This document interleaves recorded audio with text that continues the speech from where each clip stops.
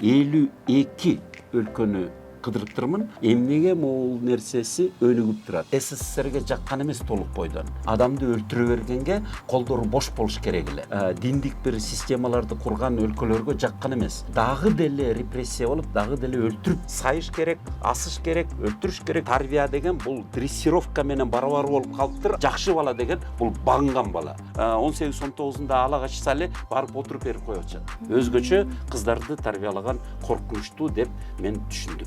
Эркин жоготот, өзүн коргой албай калат, элин коргомоктур деп түшүндүрүштү да. Баш ийдирүү деген нерселер бар да. Ал нерседен кантип чыгат бала? Бөтөнчө ойлонуу десе болот. Рахмат, сиз биринчи жолу айтып атасыз. Дин опиум, дин уу деп жарыялаган коммунисттик партиянын лидерлери иш кылып эле демократия жолу болсун. Эфирди байпаңыз менен баштайсыз андан окуйм.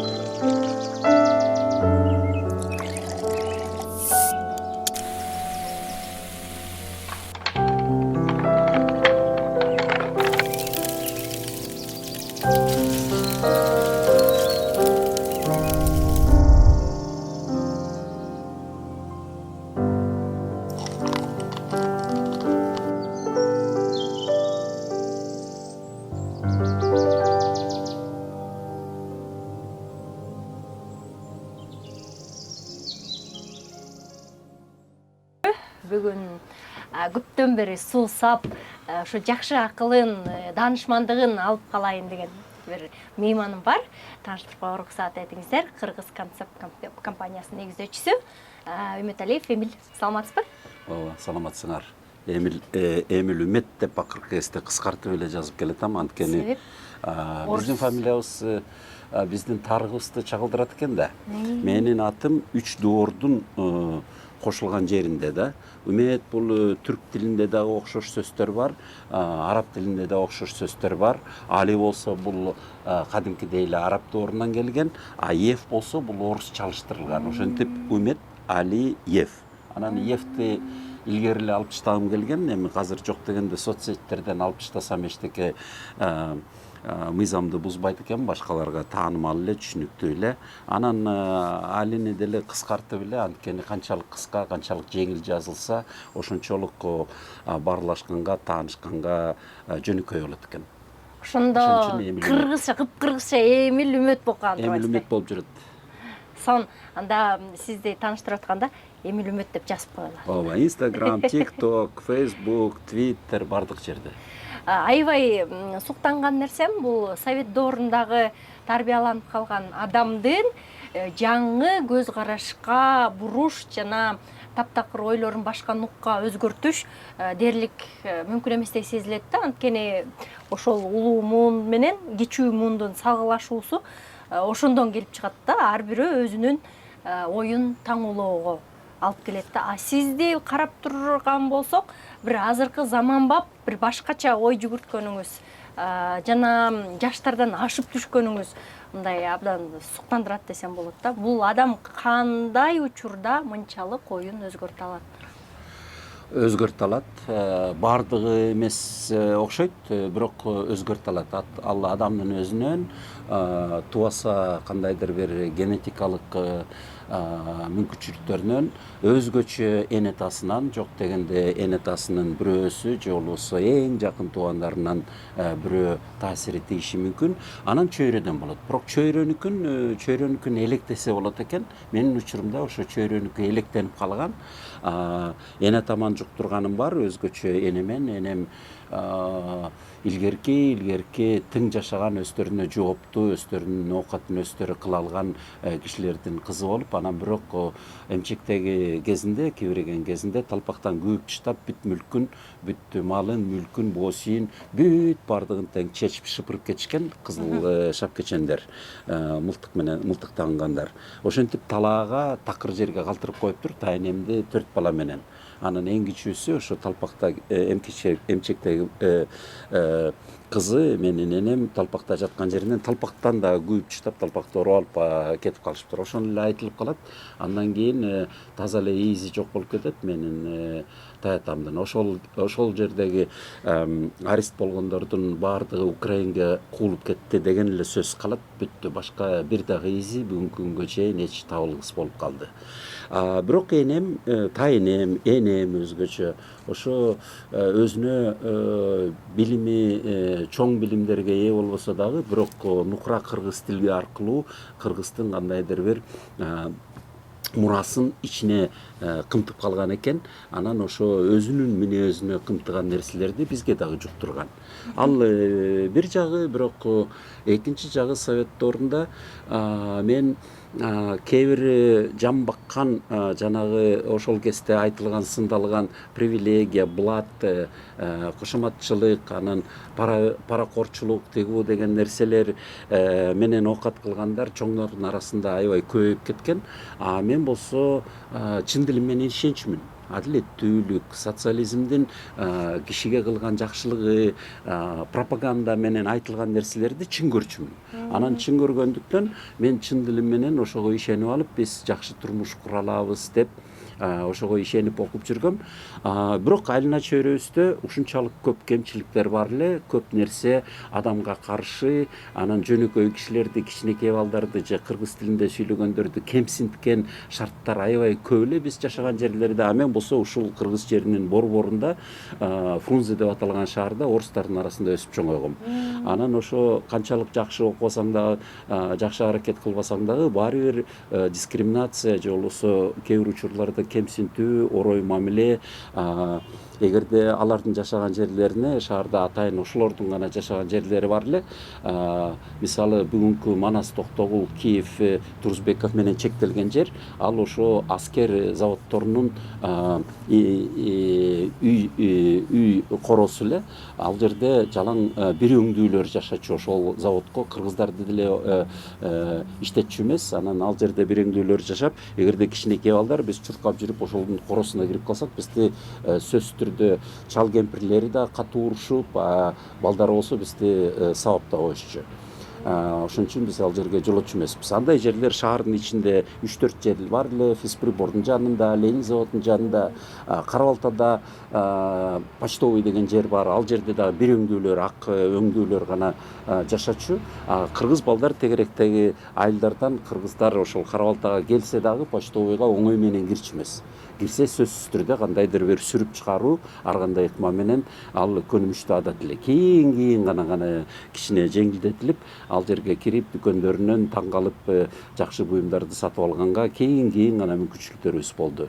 Анан ошонун баарын көргөн соң мен ошол кезде эле ошол системанын кемчиликтерине көп көңүл буруп, ошол кемчиликтерди таанып, кандайча оңдосо болот деген ойлор менен жашап жүргөндүн аркасынан анан кийин 80-чи жылдардын аягында ал таза оңолгус экенине орустар өздөрү сын көз караш менен карап, орустар өздөрү гласность перестройканы жарыялап түшүндүрүп айтып беришти. Мурда правда деп айтылып келаткан пропаганданын баардыгы тең 80-90% калп болуп чыкты. Ошол правдасы калп болуп чыкты дагы. Анан правда гезиттери өздөрүнөн өздөрү жоюлду. Анын ордуна жаңыча изденүүгө мүмкүнчүлүк ачыла баштады. Анан ошол мезгилден кийин бул экинчи этап болуп кетти. Үчүнчү этабында мен эгерде ошол нерсеге бизди үйрөткөн коммунисттик режимдин элитасы, идеологиясы, жетекчилери өздөрү калп деп айтып атса, мен деле көргөнүм көп жерлеринен турмуштун көйгөйлөрү айтылган, убада берилген адилеттүүлүктөн же болбосо байкубатчылыктан айырмаланып турганына көзүм жеткенден кийин башкача кандай мүмкүнчүлүктөр жер жүзүндө бар болду экен деп аябай изденип калдым. Бактыбызга жараша биз жаш кезекте ошо 30-тун тегерегинде болуп турган кезде биз эгемендикке ээ болуп, анан кийин жарыяланбадыбы, демократия курабыз, рынок экономикасын курабыз деп. Эң негизгиси мурда деле bir-эки жолу мен СССРдин четине башка жерлерге чыктым элем. СССР канчалык бизди чектеп, ошо көрбөсүн, билбесин, аны көрүп алып анан бул жерге келип айтып келбесин деп канчалык чектебесин, бирок четин көрүп калыптырмын мен. 91-жылдан баштап ошол мүмкүнчүлүктөр бизге ачыла баштады. СССР соцлагерь, социализм куруп аткан өлкөлөрдөн тышкары биз жамандаган капитализм өлкөлөрү кандай жашап болду экен деп ал жерлерди кыдырганга мүмкүнчүлүк ачылды. Эң негизги менин аң сезимимди өзгөрткөн ошол жердеги, ошол элдердин бизге караганда көрсө руханий байлыгы, бири-бирине кылган сабырдуулугу, мээримдүүлүгү, кайрымдуулугу жана куруп аткан иштеринин ийгиликтери, алар жакшы нерселерди жарата алат экен, бири-биринин көйгөйүн изилдеп, бири-биринин көзүн карап, бири-бирине сабыр мамиле кылып атып, алар жакшы нерселерди жарата алат экен. А биз болсо алардан сатып гана алат экенбиз. Анткени биз жасай албай атабыз, алар жасап атат. Алар окуйт экен, биз окуп үлгүрө албай атабыз алардын аркасынан. Алар илимий ачылыштарды жасайт экен, биз анын толук бойдон тааный элекпиз. Алардын колунан келген жаратмандуулукту биз акыры сатып алып дагы чала бала үйрөнүп гана колдонуп жүрөбүз. Бирок алар андан дагы астыга көп жакшылыктарды жаратып атышат. Анткени алар өздөрүнүн гана шартындагы жакшылыктар болгону аз келгенсип, биздин арабыздан дагы эң акылдууларга шарт түзүп берип, ошол эң акылдууларды ошол жерге таланттын ачылышына жана өөрчүшүнө эркин, сабыр, адамдын көйгөйүнө бурулган шарттарды түзүп беришет. Ошентип мен 52 өлкөнү кыдырыптырмын.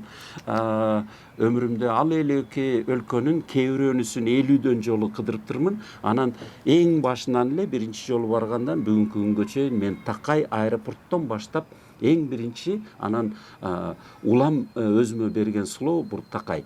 Эмнеге булардын мунусу артык, эмнеге мунусу жакшы, эмнеге могул нерсеси өнүгүп турат, эмнеге булар ушуну мындайча жасайт. Ошентип эмнеге деген суроого көбүрөөк жооп изденгенге аракет кылсаң, анда көрсө анын чечүүчү жолдору дагы четинен тааныла берет экен. Ошону үйрөнгөнгө абдан аракет кылып жүрөм. Анан башкаларга алым келишинче дагы таратканга күчүмдү жумшадым. Сонун анан ошончо өлкөлөрдүн баарын кыдырып, баардыгын көрүп отуруп, азыркы биздин Кыргызстандагы абалды дагы абдан жакшы түшүнүп турасыз да. Биз бир багытты көздөй албай, ар кимибиз ар кайсы жакты тартып атабыз да, баягы Крыловдун демесинде мындай болуп. Анан кандай деп ойлойсуз? Биз кайсыл багытка, кайсыл өңүткө барышыбыз керек? Биз артта калып түшүнө элек маселелер абдан көп болгондуктан кайсы четинен баштап талкуулашыбыз керек экени дагы оор маселе. Мен жөнөкөйлөтүп кайсы жолду изденсем. Эң биринчиси бул жер жүзүндөгү жашаган 7,5 миллиард киши 192 өлкөгө бөлүнүптүр. Алардын баардыгы тең өлкө катары таанылыш үчүн жана мамлекеттерин бир жерден каттатып улуттар биримдигин түзүшкөн, улуттар биримдигине катталган. Ошол улуттар биримдиги каттап анан баардыгына айырмачылыктарына карабастан, өзгөчөлүктөрүнө карабастан 1940-жылдардагы дүйнөлүк согуштан кийин эми ушул согуштан арылып ынтымакты коргоонго сактайлы, тынчтыкты коргоонго сактайлы деп келишим түзүшүптүр.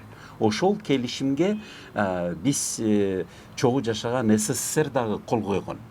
Дароо эмес. Анткени ал келишимде негизгиси эң алдыңкылар, эң күчтүүлөр, адамга бурулуп жашоосун түзгөн эркин өлкөлөр, алар биринчи ирет адамдын өмүрүн коргойлу, ошо адамдын көйгөйүн коргогонго, адамдын өмүрүн коргогонго бурулсак, ошондо биздин артыкчылыгыбыз болот жана баардыгыбыз тең ошондо ынтымакта жашай алабыз деген ишенич менен өздөрүнүн дагы күчүнө ээ болушкан, анан башкаларга да сунуштаган. Бирок ошол мезгилде ошол келишим СССРге жаккан эмес толук бойдон, Кытайга жаккан эмес толук бойдон. Анан бизге окшогон авторитарлык же тоталитарлык режимге же монархиялык режимге же болбосо диндик бир системаларды курган өлкөлөргө жаккан эмес. Анткени алар өздөрүнүн бийлигин коргош үчүн адамды өлтүрө бергенге колдору бош болуш керек эле. Ошон үчүн дүйнөлүк келишимге акыры барып кол коюшту, бирок кичине тирешип, кээ бир сүйлөмдөрдү өзгөртүп, бирок акыры кол коюшту. Кол койгону менен эмнеге биздин эл ал келишим жөнүндө тааныбайт, кабары да жок. Анткени ошол келишим койгондон кийин мисалы СССРдин жеринде миллиондогон адамдар дагы деле репрессия болуп, дагы деле өлтүрүп, массалык түрдө өлтүрүлүп келаткан болчу. Бийликке биздин элдин ошол адамдын өмүрүн коргоо эң ыйык баалуулук деген ой кереги жок эле. Анткени бийлик эгерде өзүнүн бийлигине каршы бирөө бири-бирин өлтүрсө аны жазалачу, бирок бийликтин максатында, бийликти коргош үчүн бийлик тарабында өлтүрүлсө, ага улуксаат эле, сотсуз эле керек болсо, тергөөсүз эле же болбосо сот системасы деле бүгүнкү күндө эле бир тараптуу калыс эмес, адилеттүү эмес, бир тараптуу эле бийликтин буйрутмасын аткара берчү. Ошентип биз бүгүнкү күнгө чейин ошол дүйнөлүк баалуулуктан адамзат жашап келаткандан бери кайсы ой менен киши болуп келатат же киши адам болуп келатат жана артыкчылыгы кишилердин арасындагы адамдардын башка жаныбарлардан айырмачылыгы эмнеде? Бул бири-биринин өмүрүн коргоодо. Бири-биринен башкалардан баардыгынан, ковидтен болобу, оорулардан болобу, эмнеден болбосун бири-биринин өмүрүн коргошот. Биздин гана чөйрөдө адамдын өмүрүнө кайдыгер мамиле ушул убакка чейин, эгерде бул бийликтин кызыкчылыгында болсо. Ошону биз тааныбаганыбыз бул эң биздин чоң кемчилдигибиз жана артка биздин элибизди тартып турган нерсе. Анткени баардык элдер руханий байлыгында адам жөнүндө көп сөз кылат, бири-бирине узун өмүр каалайт, чың ден соолук каалайт. Бирок ар бир адамдын баалуулугун жана өмүрүн коргоо келишим, ынтымак бизде жоголгон. Өзгөчө ошол колонияга айлангандан бери, анан кийин жарандык согушта, анан кийин классалык себептер менен кулак деп, бай деп, анан коллективизация деп, анан кийин Сталиндин репрессиясы бүгүнкү күнгө чейин биз бири-бирибизди кайсы жерден жазбайлы, айтышпайлы, биз бири-бирибизди өлтүрөм деген сөз же ошого жакын жазалоо сөздөрүбүз өтө жеңил колдонобуз да. Биздин кишилер такай эле жазганда сайыш керек, асыш керек, өлтүрүш керек, жок кылыш керек, сүрүш керек деген сөздөрдү өтө көп колдонот. Эмнеге? Анткени аң сезимде ошого макулдугу бар. Буга тиешелүү бир мисалды келтире кетейин. Жорман эли 45-жылы утулганы менен кандайча тез бутуна туруп дүйнөнүн лидерлеринин бири болуп калды. Анткени 45-жылы Жормани батыш тарабынан Америка оккупация кылып, түштүк тарабынан СССР оккупация кылып, анан түштүк тарабындагы Жормани эч лидер боло албады. Мурда дагы азыр деле батыш Жормани лидер болуп калды, тез эле.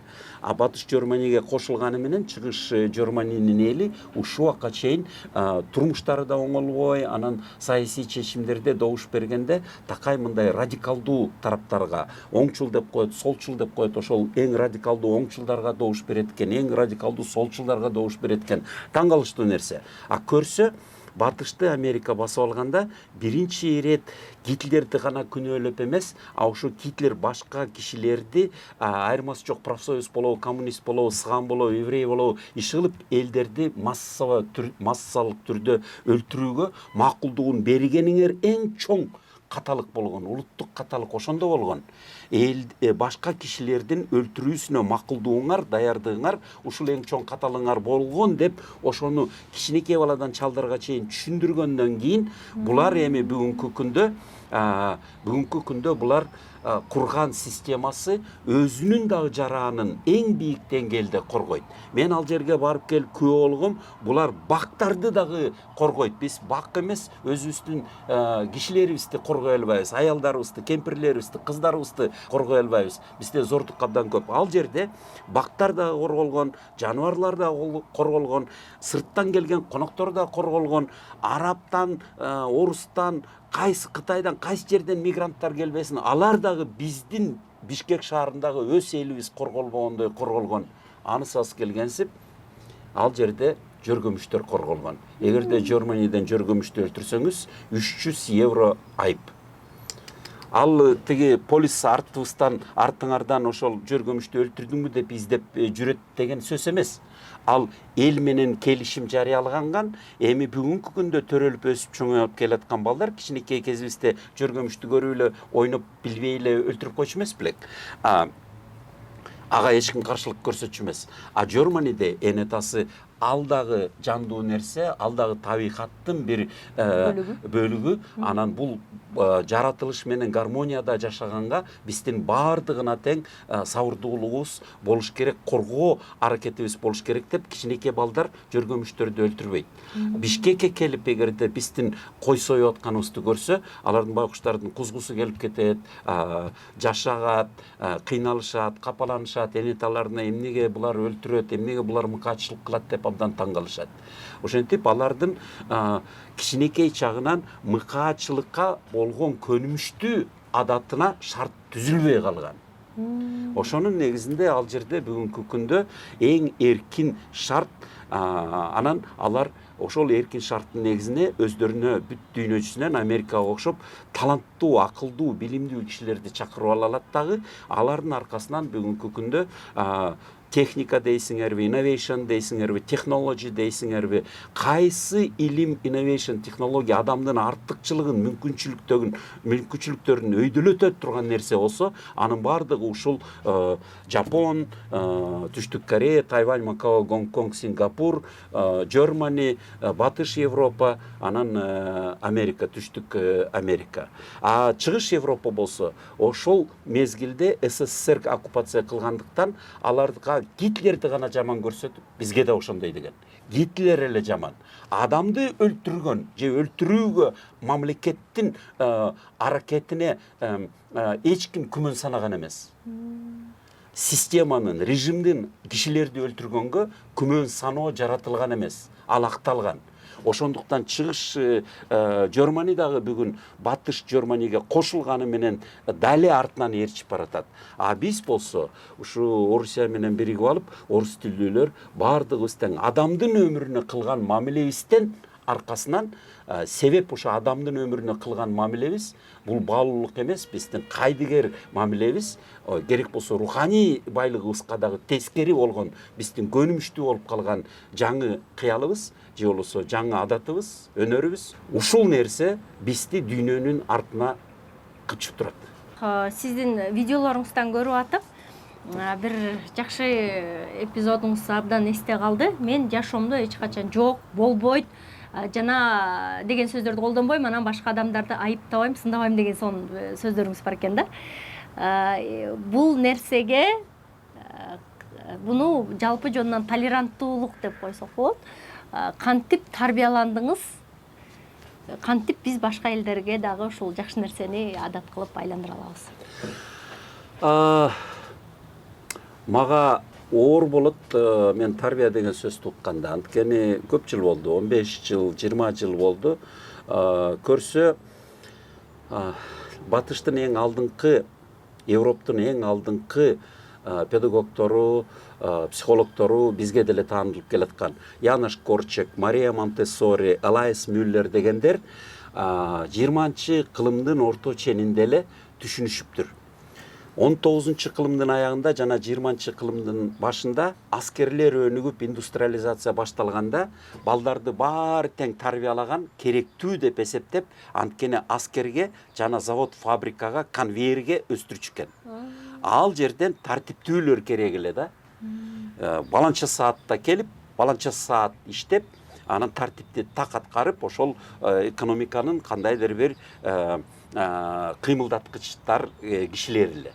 А бирок 20 кылымдын ортосунда ал акылмандар тааптыр, мынтип биз кишилерди баардыгын кулдукка айлантат экенбиз деп, алар тарбия деген бул дрессировка менен барабар болуп калыптыр адамдардын жашоосунда. Ошондуктан биз эгерде өзүбүздүн балдарыбызды дрессировка кылгандан баш тарткыбыз келсе, анда биринчи ирет тарбия деген сөздөн баш тарталы деп, ошол жылдардан бери эл аралык тилде, инглиш тилде тарбия деген сөз колдонулбайт.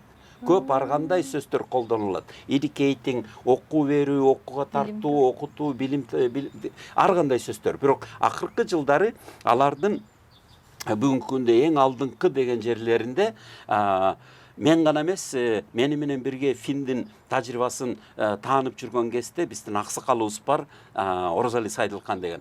А киши кыргыз тилинде өмүр бою ийгиликтүү мектептерди түзүп келаткан. Анан экөөбүздүн тилибиз, сөзүбүз бирдей болду. Тарбия деген сөз бизди бул адамга кылган кемсинтүү мамиледен арылып, биз эгерде баланы бактылуу кылып жана умтулуусун жараткыбыз келсе, анда биз биринчи ирет мурдакыга тескери кабыл алганды үйрөнүшүбүз керек. Кече эле сүйлөшүп аттык элек, бизде аутист же болбосо буту жок, колу жок балдарды биздин система сорттоп чытачу. Өзгөчө СССР мезгилинде. Энетасына да көрсөтпөй, же болбосо энетасын көндүрүп, анан кийин бөлүп чытачу аларды. Же ошол эле кезде пробиркага экспериментке эметип, же болбосо детдомдорго алып калып, иш кылып, ал балдар коомчулукта жашаганга деле мүмкүнчүлүгү, укугу деле жок болуп калчу. Бүгүнкү күнгө чейин биз сабырдуулугу абдан ылдый деңгээлде. Эгерде кандайдыр бир башкалардан айырмачылыгы болсо баланы, аны сөзсүз түрдө четтетебиз, бирдеме деп сындайбыз, бирдеме деп жамандайбыз, өзүн да энетасындагы тукумун курусун деп туруп, анан кийин алар үйдөн чыкпай эле көчөлөрдөн баса албай калышат. Эркин өлкөлөрдө ар бир төрөлгөн жандын укугу бар, анан ар бир адам ошол төрөлгөн жанга кандай айырмачылыгы болбосун сабыр мамиле кылганга, кайрымдуулугун көрсөткөнгө аракет кылышат. Ошентип кабыл алуу, тарбиянын ордуна кабыл алуу. Экинчиси түшүнүү. Бизде түшүнүү жок, бизде сын тагуу жана биздин энеталар, мугалимдер баланы башынан эле баандырып алганга аракет кылат. Бала кичине башкача көңүл көрсөтсө же башкача сөз сүйлөсө, аны баш ийип атасың деген шылтоо менен аны сөзсүз түрдө эркин сындырып, баандырып алганга шашышат. Менин тилимен чыгып баратасың деп биринчи ирет энета багындырат. Ал жөндөн жөн болгон жок. Ал өзгөчө НКВД мезгилинде күчөгөн, анткени НКВД жетекчилери кадимкидей трибунадан туруп алып үйрөтүшчү мугалимдерди жана энеталарды. Силердин балдарыңар Павлик Морозовко жана Кычан Жакыповго окшош болуш керек деп үйрөтүшкөн. Кандай баланы система күтөт. Анан кишилер системага жагыныш үчүн же болбосо ошо өздөрү дагы камалып атылып кетпеш үчүн алар ошо балдарын тынч отур, чыкпа, жөн отур, тигүү деп жан багыш үчүн ошого үйрөнүп көнүп кетишкен. Бүгүнкү күнгө чейин уланып келатат. Жакшы бала деген бул багынган бала. Багынган бала ал эркин жоготкон бала, кемсиликте келген бала. Кийин анын таланты ачылмак түгүр, ал сөзсүз түрдө көбүнчө күчтүү бирөөгө барып туруп, ошого кул болуп, малай болуп, ошого багынып берет. Эмнеге биздин кыздар отуруп берет? Жаш кезинде 14 жашында, 15 жашында мени ала качса эч качан отурбайм деген тың кыздар, анан 18-19-да ала качса эле барып отуруп берип коюп атышат. Анткени ал кыздар өтө катуу тарбияланган кыздар.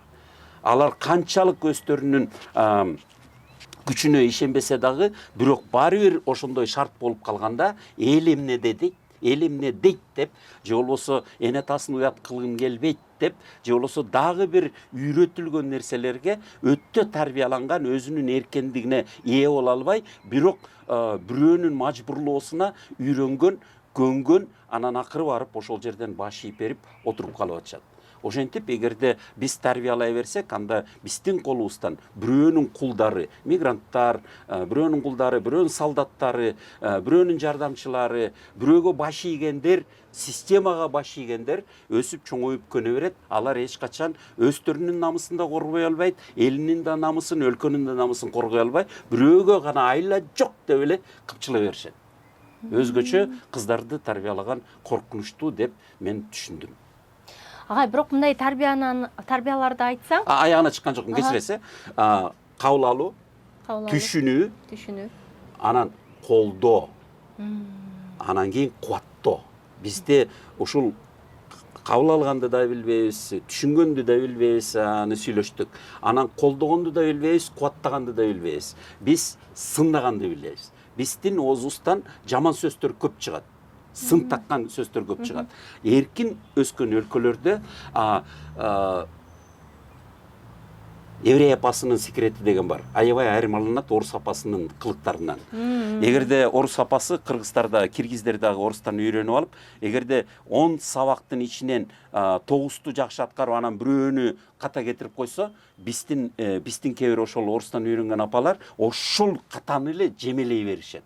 Еврейлер болсо тескерисинче? Алар тескерисинче, ооба, тескерисинче, эгерде 10 сабактын 9-у дагы ката болуп бирөө эле жакшы аткарылса, ошол жакшынын негизинде, ошол жакшыны үлгү кылып, ошол жакшы жактарын таанытып, ошол жерин мактап, ошол жерин көбөйткөнгө жардам беришет. Беркилерин көрмөксөн болуп. Жакшыга канчалык көп көңүл бурулса, анткени баланын дагы ошол жакшы иштери, жакшы ийгиликтери көбөйө берет экен, берки кемчилдиктери өзүнөн өзү азайып жок болуп кете берет экен. Биздин турмушта мен дагы ошого толук 100% көнүп бите элекмин. Биз бири-бирибизге сылык сөздөрдү, мактоо сөздөрдү аябай уялып, аябай аз айтабыз. Биз тартынабыз. Жакшы көрөм, сүйөм, мыкты экенсиң, жакшы деп деген сөздөр бизде аз колдонулат. Илгерки орус маданиятын, пролетар маданиятын жуктурбай алган чоң апаларыбыз, мен кичинекей кезимде алтыным, секетим, берекетиң алайын, айланып кетейин деген сөздөрдү көбүрөөк сүйлөчү. Бүгүнкү апалар ошол сөздөрдү колдонбой калды. Көбүнчө сын тагып, так нельзя, ну что ж ты, ал эмне кылганың деп ошентип сын тагуу жана жемелөө сөздөр көбөйүп кеткен. Бул ошол каталардын бири. Бирок мунун ордуна колдоо, кубаттоо эң негизгиси биз бала тарапта болгонду үйрөнбөй атабыз. Биз бирөөнүн тарабында болобуз. Полистин тарабында, НКВДнын тарабында, мугалимдин тарабында, жемелеген, урушкан, сындаган эл тарабында, бирок биринчи ирет биз ар бир адамдын тарабында болгонду үйрөнсөк, ошондо элдин бардыгынын тең сабыртуулугу жана эркке ээ болуусу, эркиндикке ээ болуусу жана башка элдерге, башка жердеги жашагандарга биздин атаандаштуулук күчүбүз бийигирээк болуп толуп кетет эле. Бирок биз ошол биринчи ирет жакын турган кишибиздин тарабында болгонду үйрөнө элекпиз. Биз балага болушкандын ордуна, аялыбызга болушкандын ордуна, карындашыбызга болушкандын ордуна биз тигил эмне деп атат, карачы, тигил эмне дейт, койчу деп бири-бирибизди жемелейбиз, бири-бирибизди сындайбыз, бири-бирибизди тизмелейбиз. Бала тарабында болгонду үйрөнүш бул абдан оор, бирок эң керектүү нерсе ушул. Бир эле мисал, чечендер айтат, биз балдарыбызды урбайбыз деп. Мен абдан таң калдым. Бизде ура берет эмеспи шакылдатып эле. Анан сурап көрсөң, кээ бир айтат урбайбыз деп, кээ бир айтат урабыз, ошон үчүн мени деле урган, мен ошон үчүн жакшы болдум деп. Чечендер мага айтты, чынбы калппы, ишылпаны деле билбейм, бирок бирөөнүсү айтты, биз эч качан балага кол тийгизбейбиз дейт. Анан мен эмнеге десем, кол тийгизсең дейт, ал бала эркин жоготот, өзүн коргой албай калат, элин коргомокту күр деп түшүндүрүштү да. Чечендердин даңкы кайдан? Мүмкүн. Мен аны толук билбейм, бирок мүмкүн. балага кол тийгизбейбиз, анткени ал эркин жоготот, намысын жоготот, эркин жоготот, өзүн коргой албай калат, элин коргомок түгүр. А биз болсо шакалатып эле төрөлгөн баланы жарымыбыз, баарыбыз болбосо да жарымыбыз шалпылдатып эле чапкылай берет экенбиз. А кыздарды кемсинте берет экенбиз. Агай, мындай сурооттуу болуп атат да, мисалы үчүн балаңды азыр өзүң үйүңдө ата энеси макул эркин өстүргөнү менен мектепке кирели кечке мектепте болот да. А мектепте болсо баягы система сына элек да, баардыгын бирдей кийинтүү, бирдей окутуу, бирдей баш ийдирүү деген нерселер бар да. Ал нерседен кантип чыгат бала? Эки жолу, эки-үч жолу. Биринчиден,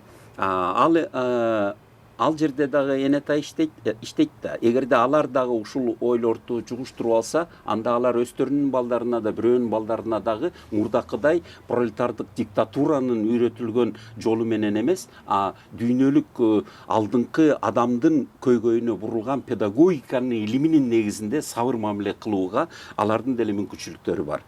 Экинчи жол бул энеталардын катышуусу. Мен азыр силердин передачаңарды өтө оор кылбай, биринчи мугалим жөнүндө сөз кылбай эле коеюн, бирок Чыңгыз Айтматовдун жазмасынын аркасынан тартылган биринчи мугалим сөз, биринчи мугалим деген тасма, бул баягы билим алып келди деген, биз пропаганданын тили менен айтылган билим алып келди деген мугалим жөнүндө деп ойлогонбуз мурда. А көрсө мунун эзоп тили менен жазылган кымтылган башка ою бар экен. Бул кызыл шапкечен келип туруп, үй бүлөдөн баланы тартып алып, үй бүлөнүн таасиринен баланы багындырып алып, тартып алып, аларды үйрөтүп деле эмес. Бир кадры бар абдан жакшы. Ленин, партия, комсомол деп жини менен, күч менен жана үн сөз зордуктоо деген сөз бар го. Violence. Ошол сөз менен алар үйрөнүп эмес, алар коркуп эле дүйшөнүн аркасынан Ленин, партия, комсомол деп жалдырап, көздөрү алаңдап, коркконунан эле кайталап атканы жакшы көрсөтүлгөн. Мен өсүп чоңойгондо кичинекей чагыбыздан чоңойгуча бизди анан кийин көндүрүп салып, биз ошону сонун көрүп Ленин, партия, комсомол деп урандарды кайталап жүргөнүбүз эч качан эсимен чыкпайт.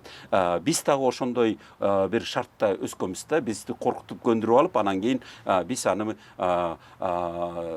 ошончу керек экен деп жалган бир умтулуу, жалган бир көнгөн бир урандарга үйрөнүп алганбыз да. Анан керек болсо динди жок деп жарыялаган пролетардык революция, диндин ордуна ошол жанагы христиандар икона деп коет эмеспи? Иисустун иконасын койгон жерлерге ошондой эле бир иконаны, Лениндин сүрөтүн ошол эле бурчка, ошол эле терезеге коюп, ошого кандайдыр бир түрдө сыйындырганы бул кинодо аябай жакшы көрсөтүлгөн. Ошого окшогон нерселер көп. Эгерде бүгүн башкача көз менен талдап кайрадан көрүп чыксак, биз кымтылган көп ойлорун табабыз. Акыры келип туруп бул кинону диссиденси, инакомыслие, кыргызча сөз жок, которо элекпиз. Бул дагы абдан маанилүү нерсе. Бөтөнчө ойлонуу десе болот. Рахмат, сиз биринчи жолу айтып атасыз. Башкалар айта албай койду эле. Бөтөнчө ойлонуу деген биздин аң сезимибизде дагы калыптана элек нерсе. Качан ар бир кыргыз бөтөнчө ойлонууну урматтап, башкалардын сөзүн багынып, баш ийип кайталай бербестен, бөтөнчө ойлонгонго урматы жаралып, ошону баалап, ошону издеп калмайынча, биз эч качан жаңы жакшы нерселерди жарата албайбыз. Биз ээрчиме гана бойдон кала беребиз. Ошентип бул кинонун бөтөнчө ойлонуусу бар, жашырылган, коммунисттик идеологиядан жашырылган. Аны мен гана эмес, ошол Мосфильмде иштеген биздин эжекелерибиз, илге эртеден көп жыл иштеген эжекелерибиз да мага далилдеп берди. Бул кино эмнеге кантип тартылганын да айтып берди. Кайсы оператор бул кинону, оператор, режиссер эмес, Кончаловский эмес биз ойлогондой. Кончаловский тапкан оператор, антисоветчик, ошонун жек көрүүсү, системага болгон каршылыгы бүт күчүн ушул кинодон чыгарган деп айтып берди. Байкасаңар, бул кинону оператор жасаган деп түшүндүрүп берди. Анан кийин бул кино, жана орусча мындай сөз бар, бросили на полку деген. Полкага ыргытылып чышталган, жашырылган депчи. Жашырылган, сиз кайдан көрүп калдыңыз дейт. А биздин биздин телевидениядан көрдүм десем, тиги 91-жылдан кийин силердикилер алып анан көрсөтүп аткан го, бирок Орусияда муну көрсөтпөйт деп түшүндүрүп берди. Ошентип баягы билим берүү системасын биз бүгүнкү күндө 30 жылдан бери эн ата баягы мурда коркуп дүйшөнгө тапшырып берип салып, өзү коркуп сыртта гана туруп калганы ушул күнгө чейин рефлекс болуп, инерция, тиги psychological инерция. Биз дале жалтак кишидей мектепке барып, бул менин балам, бул биздин балдарыбыз. Биз билишибиз керек, кайсы жерден, кандай шартта, кайсы мугалим, кайсы акчага окутуп атат, эмнени окутуп атат деп эн ата аралашып, түшүнүп, анан ошону көзөмөлдөгөндү үйрөнө элек. Биз дале акчаны берип коюп туруп, акча менен кутулуп эле анан сыртта турабыз. Илгери бизди коркутуп, ошентип көндүрүп салган болсо, бүгүн эмнеге дале ошондой жалтакпыз, мектепке кирише албаган. Бул абдан чоң маселе, бул кулдуктун таасиринин дале ушул улануусу. Анткени биз мектепти да көзөмөлдөй албайбыз, биздин балабыз окуп аткан жерди көзөмөлдөй албайбыз. Чогуу жашаган аймактарды, чогуу төлөгөн салыктарыбызды, жана салыктарыбызга курулуп аткан нерселерди, жана орнотулуп аткан тартиппи же тартипсиздикпи, криминалбы, коррупциябы же болбосо саясатчылар ошол ортого коюлган нерселерди бизди алдап коюп жеп кетип атабы, улам четинен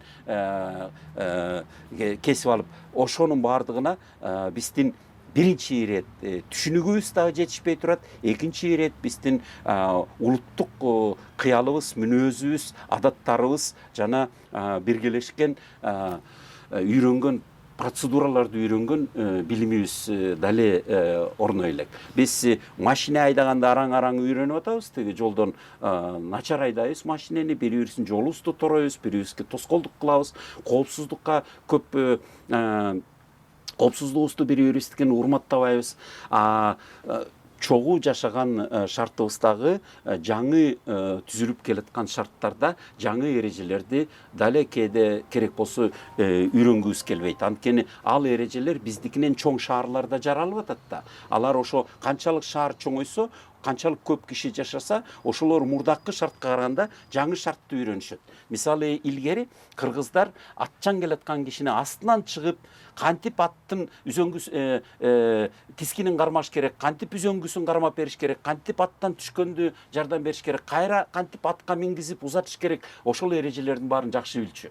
Бирок бүгүнкү күндө биз ат минбейбиз шаардан. Шаардан биз миллиондогон кишилер чогуу жашап калдык. Бул жерден биз машинелерди паркинг кылабызбы, туалетке кирип чыгабызбы, отургучтарга бутубуз менен отурабызбы же тазалыгын коргойбузбу, көчөлөрдүн тазалыгын коргойбузбу, кандай ирет менен басабыз, бири-бирибизди түртпөй, бири-бирибизди кемсинтпей, деги эле көп нерселер бар. Чогуу жашаган кишилердин ортосундагы ынтымак болушу үчүн, тазалык болушу үчүн, урмат болушу үчүн биз ал эрежелерди үйрөнгүбүз келбейт. Эмнеге? Анткени биз ошол эрежелерди үйрөнгөн чоң шаарларды жамандайбыз, орустарды туурап.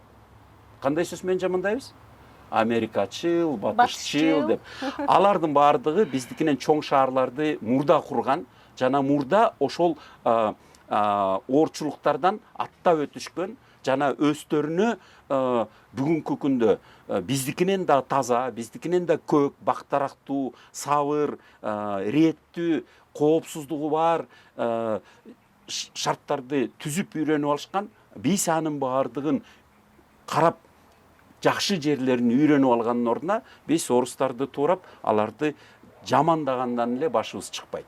Буюмдарын жакшы көрөбүз, жашоо шарттарын жамандайбыз. Буюмдарын жакшы көрөбүз, ошол буюмду жасаш үчүн акыл жүгүртүүсүн тааныгандын ордуна четке кагабыз, сындайбыз. Бул мен үчүн мындай эң чоң акылсыздык да, бул улуттук акылсыздык. Анан сиз айтып атпайсызбы, жанагы Советтер Союзу ушинтип биздин эркибизди баардыгын сындырып башка нукка буруп аткан боло турган болсо, азыркы тапта деле ошол система иштеп атат да. Мисалы үчүн азыр дин бекем кармалып, анан элдин аң сезимине алдагы баягы чектөөлөрдү коюп таасир берип атат да. Эгер аны айта турган болсок, ал дагы бир чоң көйгөй болуп атпайбы? Менин түшүнгөнүм мындай. Кичинекей кезибизде din опиум, din уу деп жарыялаган коммунисттик партиянын лидерлери тегерегистеги дин өлкөлөрдүн башчыларын жума сайын тосуп алып алар менен оозунан өпкүлөшчү. Брежнев жөнүндө айтып берип атам. Анадат эмес. Кичинекейимде абдан таң калчумун да. Андай эгерде дин уу болсо, анан дин өлкөлөрдүн башчыларын өпкүлөшүп эле, кучакташып эле дос болуп атсак, бул кандай деп.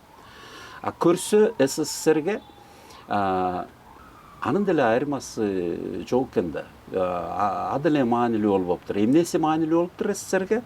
Ишчи эле демократия жолобосун. Жана эркиндикти тааныган, адамдын өмүрүн коргоон системалардын баалуулуктары, артыкчылыктары Совет жаранына таанылбай эле калсын. Анан тегерегибиздеги кайсы диктатор болбосун, кайсы монарх болбосун, кайсы дин өлкөнүн башчысы болбосун, кайсы авторитарлык любой режим ишчи эле демократияга каршы болсо, ошолордун баарын топтой бериптир СССР. Бүгүнкү күндө деле ошондой. Бүгүнкү күндө эгерде адамдын өмүрүн эң бийик артыкчылык дегендер, алар өздөрүнчө демократиялык өлкөлөрдүн тобу болуп, акыры келип туруп, алардын жетишкендиктери, артыкчылыктары аларга бүт дүйнө ишенет.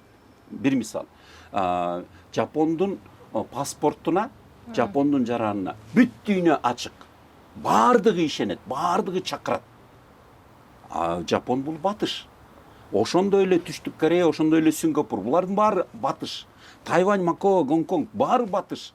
Булардын бардыгынын паспорттары бүт дүйнө жүзүндө конок. Ачык. Биз эле батышты жамандайбыз. Бүт дүйнө жүзү буларды визасыз киргизе берет экен. Анан менден Американы сурап калышат. Америка, Улуу Британия, бүт Европа өлкөлөрү, алдыңкы 30-40 өлкө, 50-ге чейинки өлкө. Алардын бардыгы тең дүйнө жүзүндө 180 плюс өлкөлөргө визасыз кире беришет. Бардыгынын ишеничине ээ. Биз болсо, бизге дүйнө жүзүнүн 3-төн 4-ü ишенбейт. Виза ишене, силер жакшысыңар, бирок виза алып киргилечи деп текшеришет. Бизге болгону тегерегибиздеги мурдагы социализм деп аталган Түндүк Кореяга окшогон өлкөлөр, анан өзүбүздүн тегерегибиздеги өлкөлөр гана бизди киргизет. Калгандары бизге деле ишене элек. Орусияга деле 100дөн кем өлкө ишенет. Калгандары канчалык аларды мурда бай тигүү деп эсептебесе дагы баары бир киргизчү эмес, жөн эле ачык визасыз киргизчү эмес. Бүгүнкү окуядан кийин булар аябай артка түртүлдү. Булар бизден дагы аз өлкө киргизилип калат эми.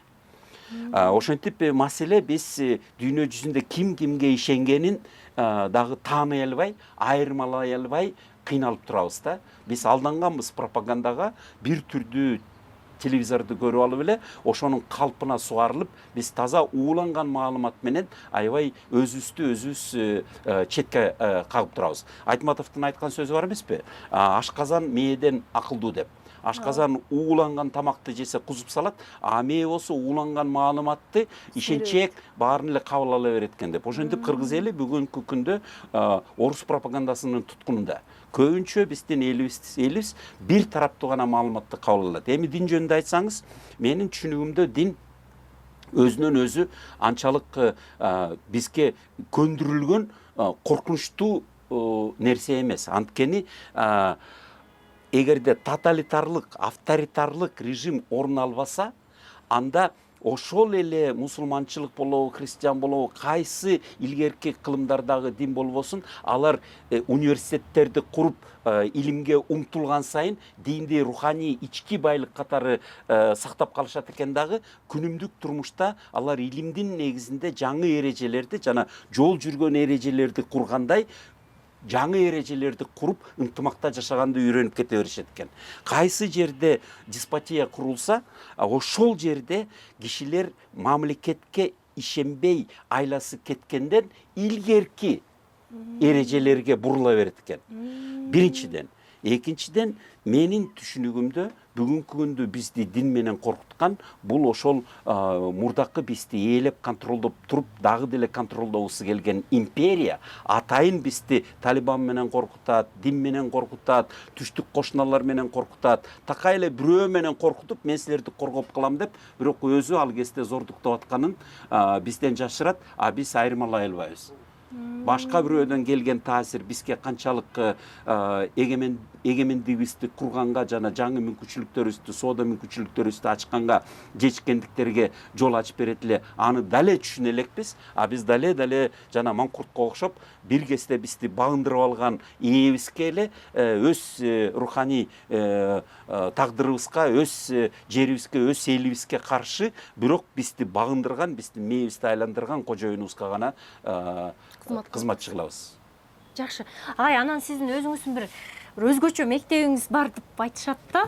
Ал жакта таптакыр башкача тарбия, башкача тарбия деген сөз жаман көрөсүз. Башкача мамиле, адаттар деп айтылат да. Ал меники эмес, ал 5 үй бүлө, эл аралык үй бүлө Кыргызстанда иштеген, бардык өлкөлөрдөн, түрлүү Канада, Улуу Британия, түрлүү өлкөлөрдөн келген өкүлдөр. Кээ бирөөнүсү бул жерден кыргызга, казакка, казактан аял алып, анан балдары бул жерде өсүп чоңоюп келаткан болчу. Ал кезде азыр чоңоюп калышты бар тең. Ошол 5 үй бүлө арасында мен жалгыз кыргыз өкүлү элем. Андан кийин дагы 5 үй бүлөнү негиздөөчү катары кошуп алдык. Алар көбүнчө кыргыздар болду. Ошентип бул демилге ушу дүйнөлүк илимдин негизинде жаңы мектептерди эл аралык үй бүлөлөргө биринчи, экинчи кыргыздардан билимди урматтап, билимге татыктуу инвестмент кылыш керек, мугалимдерге татыктуу акча төлөп бериш керек жана дүйнөлүк алдыңкы окуу тажрыйбаларын кымтып алыш керек деген ойдогу демилгечилер кошулуп түзүлгөн мектептин аты мурда СКЛ, бүгүн BIS, Bishkek International School. Ал мектеп дүйнөдөгү кайсы шаарга барбаса дагы бардык ушул мектепте BIS'те окуган балдар дүйнөнүн кайсы шаарына барбаса дагы эл аралык мектепте жеңил окууну улантып кете беришет. Университет болобу же болбосо башка мектеп болобу жеңил улантып кете беришет. Эң негизгиси бул балдар бардыгы тең түрлүү раса, түрлүү этника, түрлүү жерлерден, түрлүү маданияттан, түрлүү диндерден бири-бирине сын тагуу жана бири-биринен чочулоо, бири-бирин жектөө жок буларда. Керек болсо энетасынын акчаларын дагы мактанышпайт, энеталарынын машинелерин иштеген жерин дагы мактанышпайт, бири-бириникин анча көп билишпейт, анча көп кызыгышпайт. Эң негизгиси булар бир гана жерди биздин жашаган үйүбүздү таза кармай албайбыз. Подъездке чыкканда подъездди таза кармай албайбыз. Бирөөнүкү чочундай көрүп, ал жерге түкүрүп коймойбуз бар, булгап коймойбуз бар. Бири-бири менен атаандашып ал жерди тазалап турганын ордуна биз бири-бирибиз менен атаандашып ал жерди бузуп, же болбосо өзүбүздүн пайдабызга колдонуп кетип, башкалардын укуктарын мындай тебелеп тепсеп эсепке албай коюшубуз бар. Тиги корону айтпай эле коюн, көчөнү, шаарды айтпай эле коюн. Шаарды урдуп атпайбызбы? Бактардын миңдеген багын 2 жыл мурда кыйып бирөөлөр урдап кетти. Эмнеге кыйганын, эмнеге урдаганын билбей да калдык. Шаардыктардын баарынын тең өпкөлөрүн тазалоочу бактардан айрылдык. Жерлер урдалып атат. Баланча гектардан улам эле бирөөнүсү алып кетип атат, көмүскө жолу менен тартып кетип атат. Бул мектептин балдары өзүнүн гана мектебин эмес, бүт дүйнө жүзүн менин үйүм деп эсептешет. Айырмачылык жок буларга, Арктикабы, Антарктикабы.